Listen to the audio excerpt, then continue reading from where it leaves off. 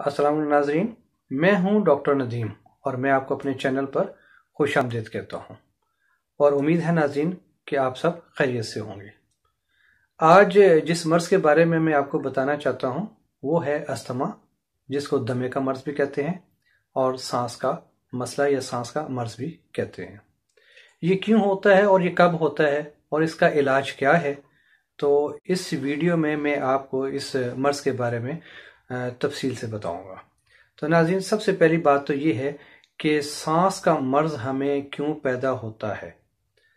जब हम सांस लेते हैं तो सांस की नाली जो है उसमें अगर इन्फेक्शन हो जाए और सही तरह से ऑक्सीजन हमारे फेफड़ों तक ना पहुंच पाए तो इसको हम कहते हैं दमा या अस्थमा, या हम कहते हैं इसको सांस का मसला शुरू हो गया है या इसको सांस का मसला है। यानी कि सांस की नालियों का सिकुड़ जाना दमा कहलाता है और सही तरह काम ना करना। और ख़ास तौर पर ये उन मरीज़ों में होता है जो ख़ास तौर पर ऐसे इलाके में रहते हैं जहां गर्दो गुबार ज़्यादा हो, जिसको डस्ट एलर्जी भी कहते हैं। और ये ख़ास तौर पर घरेलू ख़वातीन या वो ख़वातीन जो कि इंडस्ट्रियल एरिया में रहती हैं जहां पर ये काम ख़ास तौर पर झाड़ू पोंछ का काम होता है, झाड़ू लगाना और सफाइयाँ करना और ये चीज़ें, कारपेट वगैरह को साफ करना। झाड़ू लगाते हुए जो है कि डस्ट जो होती है वो उड़ती है और जिसकी वजह से हम जब सांस लेते हैं तो हमारे मुंह और नाक के जैसे होती हुई हमारे गले तक पहुंचती है डस्ट और फिर हमारी सांस की नाली के अंदर ये जम जाती है और कुछ हिस्से हमारे फेफड़ों के अंदर मौजूद होते हैं, जिसकी वजह से सांस लेने में दिक्कत महसूस होती है। सांस लेने में दुश्वारी के अलावा वो मरीज जो दमे में इन्वॉल्व हो चुके हों या जिनको सांस का मसला हो चुका होता है, उनमें घबराहट, बेचैनी, सांस का गर्म महसूस होना, अगर वो सांस लें और अपने आप को महसूस करें तो वो उनका सांस अपने आप को गर्म महसूस होगा और सीने में दर्द होगा। सीने में एक जकड़न सी होती है, दर्द होता है और उसको खांसी होती है और मरीज खास तौर पर खांसते हुए अपने सीने पर हाथ रखता है। हाथ रखने से उसको अफाका या उसको इस्तिफादा हासिल होता है और बाज मरीजों को सुइयों जैसे चुभने के दर्द महसूस होते हैं। इसमें एक अहम अलामत ये है नाज़रीन कि सांस का फूलना।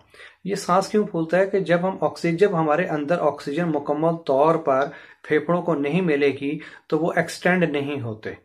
जब एक्सटेंड नहीं होंगे तो हमारे अंदर सांस का मसला क्रिएट होना शुरू हो जाएगा और ख़ास तौर पर सांस का फूलना इसकी अहम अलामत है। और इसके साथ साथ वो मरीज़ अगर सीढ़ियाँ चढ़ रहा है तो उसके लिए सीढ़ियाँ चढ़ना बहुत मुश्किल हो जाता है।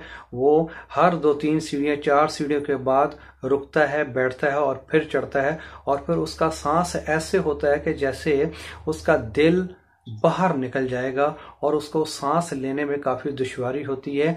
ऐसे मरीज के हाथ और पाँव और चेहरा जो है वो नीलगूं हो जाता है, नीला नज़र आने शुरू हो जाता है, क्योंकि उसमें ऑक्सीजन जो है वो सही तौर पर सर्कुलेट नहीं हो पाती, सही तौर पर पूरे जिस्म में सर्कुलेट नहीं हो पाती और जिसकी वजह से फिर दौरान खून भी सही तरह सर्कुलेट नहीं हो पाता, इसलिए उसका जिस्म नीला और हाथ और पांव खुसूसन नीले महसूस होने लगते हैं और ख़ास तौर पर उसकी दिल की धड़कन तेज़ हो जाती है नाज़रीन। और क्यों तेज़ होती है? क्योंकि सांस की नाली निस्बतन छोटा साइज हो चुका होता है, उसके अंदर गर्दो गुबार जो है कि वो अपनी जगह बना लेता है, जिसकी वजह से वहाँ से जो ऑक्सीजन है वो गुजरना मुश्किल हो पाती है। और नाज़रीन, जो ऐसा मरीज़ जो दमे का होता है, अस्थमा का होता है और जिसको सांस का मर्ज़ होता है, उसका बलगम जो होता है वो सफ़ेद वाइट रंग का होता है, झागदार होता है और लेसदार होता है। जब वो थूकता है तो थूकने में भी वो जो होता है उसका जो होता है ना बलगम, वो सही तरह वो नहीं निकल पाता और ख़ास तौर पर वो जमा होता है उसके फेफड़ों पर और बार बार वो जो है ना कि उसको निकालने की कोशिश करता है। और ख़ास तौर पर जो लकड़ियों पर जो हांडी रोटी वगैरह बनाती हैं औरतें, और यानी जो धुएं के अंदर ज़्यादा काम करती हैं, उनमें ये मर्ज ज़्यादा पाया जाता है, उनमें ये मर्ज ज़्यादा पाया जाता है। और ख़ास तौर पर सिगरेट नोशी जो है वो इंतहाई नुकसानदेह है, क्योंकि उसके धुएं के अंदर भी मुख्तलिफ किस्म के ज़रात होते हैं जो हमारी सांस की नाली के लिए नाकाबिले बर्दाश्त होते हैं और सांस की नाली में जाके वो जम जाते हैं, जिसकी वजह से एक सांस का मसला या अस्थमा का मसला शुरू हो जाता है। और नाजरीन, ये ख़ास तौर पर ये मर्ज़ जो है ज़्यादातर गर्मियों की निस्बत सर्दियों में इसका अटैक ज़्यादा होता है। और ख़ास तौर पे वो मरीज़ जो इसमें इन्वॉल्व हो चुके होते हैं उनको ख़ास तौर पर इस मौसम से बड़ी एलर्जी होती है। जब बादल आते हैं तो उनका दिल घबराना शुरू हो जाता है और उनके अंदर की कैफियत जो है, उनको खफकान आना शुरू हो जाता है, घबराहट आती है, खांसी होती है और मुख्तलिफ उनके अंदर जो अलामात हैं वो उभरना शुरू हो जाती हैं, जिसकी वजह से ऐसे मौसम में जो होता है मरीज़ वो जो है ना, ऐसे मरीज़ जो इस मौसम में इस चीज़ से दूर भागने की कोशिश करता है। तो जिसकी वजह से वो ख़ास तौर पर खुली हवा में, ये बंद कमरे के अंदर ये मरीज नहीं रह पाता, जिसकी वजह से क्योंकि इसकी ऑक्सीजन ऑलरेडी नहीं मिल पा रही होती, तो जिसकी वजह से वो दरवाजे या खिड़कियां खोलने की ताकीद करता है और खुली फजा में जाने की कोशिश करता है। नाज़रीन, एक बात मैं ये भी बताता जाऊं कि ये मोरूसी होती है, ये खानदानी मर्ज भी होता है। और ख़ास तौर पे ऐसे मरीजों के लिए चावल जो होते हैं वो नहीं खाने चाहिए, क्योंकि चावल अंदर जाके हमारे फेफड़ों में, ये सांस की नाली के अंदर जाके वो नेटवर्क बिछा लेते हैं। वो चिकनाहट की वजह से उसमें जो है कि सांस लेना मुश्किल होता है। और ख़ास तौर पर दूध, दही वगैरह का इस्तेमाल जो है कि वो नहीं करना चाहिए। और ख़ास तौर पर ठंडी चीज़ें ऐसे मरीज़ के लिए जो है कि इतनी आप ये समझें कि ठंडी चीज़ें उसके लिए नामुनासिब हैं। ऐसे मरीज को ठंड से बचाना चाहिए और ख़ास तौर पर नीचे उसके जो बदन के साथ है, कम से कम उसके नीचे जो है कि उसको हल्की फुल्की जो स्वेटर होती है, हल्की फुल्की स्वेटर पहने और उसके बाद अपने जिस्म को गर्म रखे, अपनी छाती को जो है कि वो गर्म रखे। और ख़ास तौर पर ठंडे मशरूबात उसके लिए जहर है। बिल्कुल बर्फ़ और ठंडा इस्तेमाल नहीं करना। नहाना है तो नीम गर्म पानी के साथ नहाएगा। ये चीज़ें बहुत ज़रूरी हैं नाज़रीन, जिसकी वजह से चेस्ट इन्फेक्शन होती है। असल में ये जो मर्ज़ है वो चेस्ट इन्फेक्शन कहलाता है। हमारे जिस्म के अंदर जो फेफड़े हैं उनमें इन्फेक्शन आ जाता है और वो सेंसिटिव हो जाते हैं। आम तौर पर जो आप ये देखें कि बाद ऐसे लोग हैं जो एसी में बैठने से, यानी एसी में अगर बैठते हैं तो उनकी तबीयत ख़राब हो जाती है। वो उनके जो फेफड़े हैं या उनके लंग्स जो हैं या उनके अंदर जो होती है एक्सेसिबिलिटी होती है वो बहुत कम होती है, जिसकी वजह से, क्योंकि हर इंसान के अंदर कुव्वत मुदाफ़ियत या इम्यूनिटी डिफरेंट होती है, कुव्वत मुदाफ़ियत और इम्यूनिटी डिफरेंट होती है। तो नाज़रीन, आइए, ये तो मैंने अभी आपको थोड़ा सा इसके बारे में बताया है कि दमा क्या होता है और कौन कौन सी अलामात हैं। आइए अब हम इसका इलाज बताते हैं, होम्योपैथिक में इसका क्या इलाज है। तो सबसे पहली बात तो ये है कि नाज़रीन, ऐसे मरीज को स्टीम, भाप लेनी चाहिए। ऐसे मरीज को भाप लेनी चाहिए और इसके लिए आर्सेनिक एल्बम ये मेडिसिन है।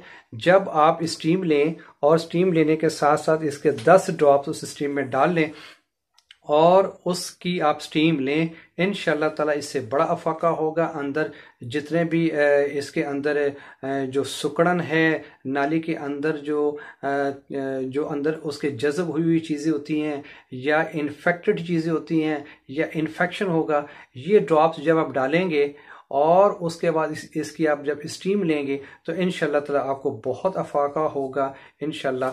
और दूसरी मेडिसिन है जी फास्फोरस लेनी है 30 में। और याद रखिएगा नाज़रीन, आप इसका इस्तेमाल ऐसे कीजिएगा कि मेथी दाना रात को भिगो के रख लें। एक चम्मच 2 चम्मच आप मेथी दाना के भिगो के रख लें। उसके अंदर थोड़ा सा शहद डाल दीजिएगा। शहद डालने के बाद फास्फोरस के 5 से 10 ड्रॉप्स आपने डाल के आपने दिन में 2 टाइम सुबह और शाम ये पीने हैं। उम्मीद है कि इससे इंशाल्लाह आपकी एलर्जी जितनी भी है वो दूर हो जाएगी। और तीसरी मेडिसिन है मेरे पास नेट्रम सल्फ। नेट्रम सल्फ है, ये आप इंजीर जो है, इंजीर लेकर 2 से 3 उसको रात को भिगो कर रख के और उसके अंदर आपने 10 ड्रॉप्स नेट्रम सल्फ के डाल के आपने वो निहार मुंह खानी है। इंशाल्लाह ताला जो आपका बलगमी, सफ़ेद झागदार रेशा, सीटी जैसी आवाज़ें, सांस का जो मसला है, इससे इंशाल्लाह आपको छुटकारा हासिल हो जाएगा। और चौथी मेडिसिन है जी काली कार्बनकम। ये 30 में लेनी है आपने। और ये ख़ास तौर पे दिल की धड़कन जब तेज़ होती है और एलर्जी होती है, और ख़ास तौर पर रेशा जब आपका नाक से बहे और हलक से बहकर हमारी नाक से होता हुआ हलक तक जाता है और उसको फिर थूकने का, हमें जो है कि बार बार थूकने का एहसास होता है, इसके लिए ये मेडिसिन बहुत अच्छी है। ये आपने 1 गिलास पानी के अंदर 5-5 ड्रॉप्स डालने हैं, सुबह दोपहर शाम, नाश्ते से पहले, दोपहर खाने से पहले और रात खाने से पहले इस्तेमाल करनी है। उसके बाद है जी पल्सा टीला। ये लेनी है 30 में आपने।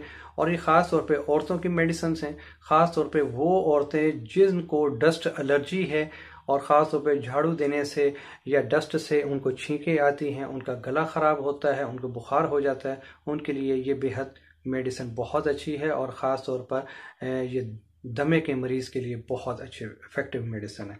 उसके बाद है जी लाइकोपोडियम। ये लेनी है जी आपने 30 में। और 30 में लेनी है। और ख़ास तौर पर ये उन मरीज़ों के लिए जिनको घबराहट होती है, जिनको घबराहट होती है और सांस की नाली का मसला होता है, सिकुड़न होती है, और ख़ास तौर पर उनके लिए सीढ़ियाँ चढ़ना मुश्किल हो जाता है, सांस का फूलना हो जाता है, ये मेडिसिन इनके लिए बहुत इफ़ेक्टिव है। नाज़रीन, इसके साथ साथ मैं आपको ये बता दूं कि मास्क का इस्तेमाल बहुत ज़रूरी है।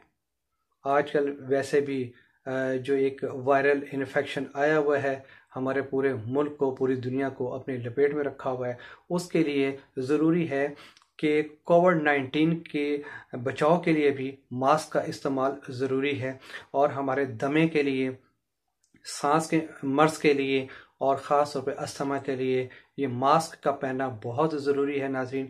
और साथ साथ अस्थमा की जो है वो वैक्सीन भी होती है, अगर आप वैक्सीन का इस्तेमाल करें तो वो भी इससे इस मर्ज़ के लिए बहुत बेहतर होगी। और ये लॉन्ग एक वक्ते के लिए, ये एक लॉन्ग अरसे के लिए आपके लिए बहुत इफ़ेक्टिव मेडिसिन रहेगी। और ये वैक्सीन का इस्तेमाल आप करके काफ़ी हद तक से इससे छुटकारा आप हासिल ये कर सकते हैं नाज़रीन। तो उम्मीद है कि नाज़रीन आपको मेरी वीडियो पसंद आई होगी। तो आप मेरे चैनल को सब्सक्राइब करें और मेरे चैनल को लाइक करें। और अगर आपको मेडिसिन की ज़रूरत है तो होम्योपैथिक मेडिकल स्टोर से आपको ये मिल जाएगी नाज़रीन।